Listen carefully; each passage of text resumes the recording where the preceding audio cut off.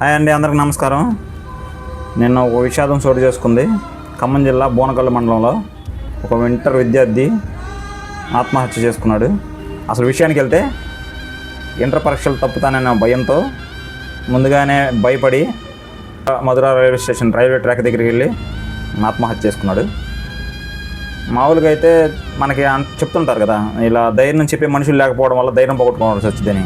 ఇప్పుడు కూడా ఆ పిల్లవాడు ధైర్యం లేక, అంటే చెప్పే మనుషులు లేక ధైర్యం కోల్పోయి అలా ఆత్మహత్య చేసుకోవాల్సి వచ్చింది. నాకు తెలిసి అయితే అది ఆత్మహత్య కాదనుకుంటున్నాను. ఎందుకంటే ఇంటర్ ఫలితాలు విడుదలయ్యే ముందే చనిపోతారు. ఇంటర్ ఫలితాలు విడుదలైన తర్వాత ఒకవేళ ఫెయిల్ అయితే అప్పుడు కదా చనిపోవాల్సింది. అబ్బాయి పాస్ అయ్యాడు. నిన్న రిజల్ట్ వచ్చినాయి. అబ్బాయి పాస్ అయ్యాడు. 347 మార్కులు వచ్చినాయి. అన్ని సబ్జెక్టులో పాస్ అయ్యాడు. కానీ వాళ్ళ ఇంట్లో తల్లిదండ్రులు వాళ్ళ బాధ వాళ్ళు భోగిస్తుంటే చాలా బాధేసింది.